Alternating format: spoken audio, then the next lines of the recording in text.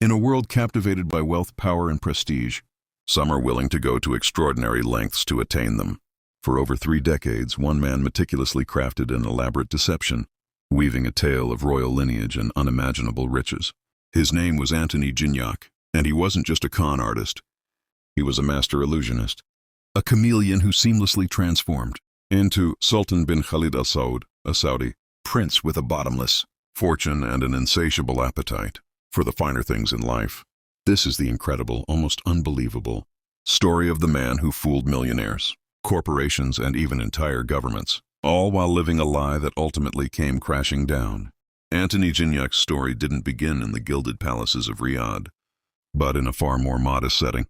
Adopted from an orphanage in Colombia, he was brought to the United States. From an early age, it seems Gignac was drawn to the allure of a different life, a life of opulence and influence that felt miles away from his reality. His earliest cons were small, almost childlike in their ambition, but they hinted at a developing talent for manipulation and a keen understanding of human desire. He wasn't just trying to get by. He was practicing. He was learning how to become someone else, someone more important, more respected. Images of various fake IDs, passports, and credit cards. A montage of Gignac's early arrests and mugshots flashes across the screen, each with a different alias. The path to becoming a Saudi prince wasn't a sudden leap. It was a gradual, insidious climb. Gignac started with smaller frauds, using stolen credit cards and fake identities. He was arrested multiple times, each incident adding another layer to his growing criminal record. But each arrest also served as a strange kind of education. He observed how the system worked, how people reacted to authority, and, crucially, how much easier it was to get away with things when you projected an air of importance. He learned to embody the confidence of someone who believed they were above the law, someone who had connections that could make any problem disappear. This was his proving ground, a dark academy where he honed the skills that would later elevate him to a different league of deception. By the late 1980s and early 1990s, Gignac's ambition had outgrown petty theft. He began to elevate his persona, borrowing elements from the lives of genuine royalty and wealthy executives. He studied their mannerisms, their speech patterns, their impeccable taste. He understood that true wealth wasn't just about what you owned, but how you presented yourself, how you commanded a room.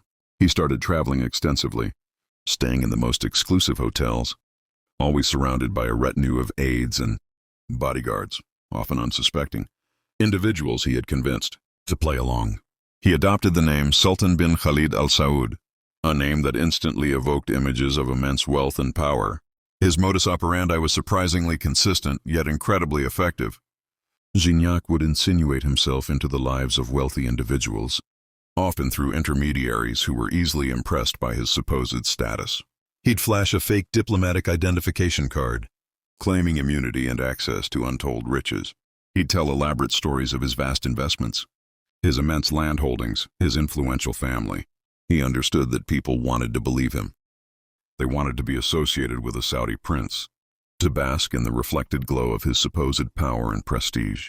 And so, they overlooked the inconsistencies, the vague answers, the moments where his story seemed just a little too perfect. The cons themselves varied in their nature, but all revolved around the promise of future payment for immediate gratification.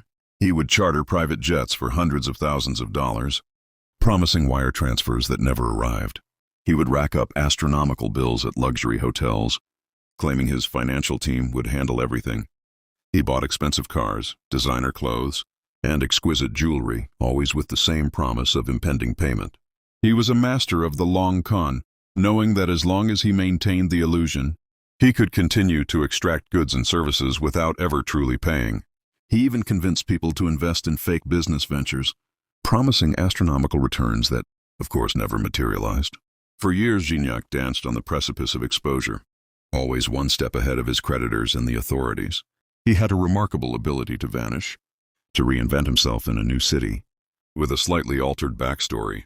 But the sheer audacity of his deception meant that his string of victims was constantly growing.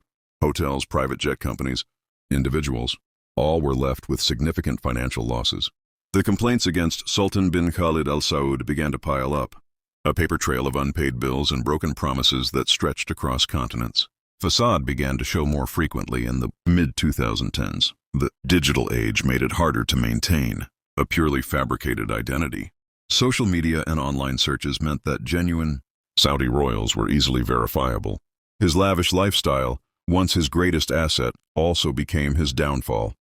The sheer scale of his spending, coupled with the consistent lack of actual payment, raised red flags that even the most starstruck associates could no longer ignore. Charade came in 2017, largely thanks to a keen-eyed investor who grew suspicious of the prince's strange eating habits, specifically his fondness for pork, a food strictly forbidden in Islam. This seemingly minor detail, combined with other inconsistencies, led the investor to contact authorities. A subsequent investigation quickly exposed Gignac's true identity and his history of fraud. He was arrested in Florida, finally brought to justice for the elaborate web of lies he had spun for so long. In court, Gignac's defense was virtually non-existent. The evidence against him was overwhelming: fake diplomatic documents, a long history of arrests under various aliases, and a trail of unpaid debts stretching into the millions. He was convicted of aggravated identity theft, wire fraud, and impersonating a foreign diplomat. The story of Antony Gignac serves as a captivating and at times chilling reminder of the power of deception and the allure of aspiration. It highlights how easily people can be swayed by the promise of wealth and influence, and how a well-crafted lie, meticulously maintained, can take on a life of its own. Gignac wasn't born a prince, but for 3 decades, he convinced a significant portion of the world that he was. His reign as the Sultan bin Khalid al Saud may have ended in a jail cell, but his story remains a testament to the sheer audacity of one man's quest to live a life that wasn't his own.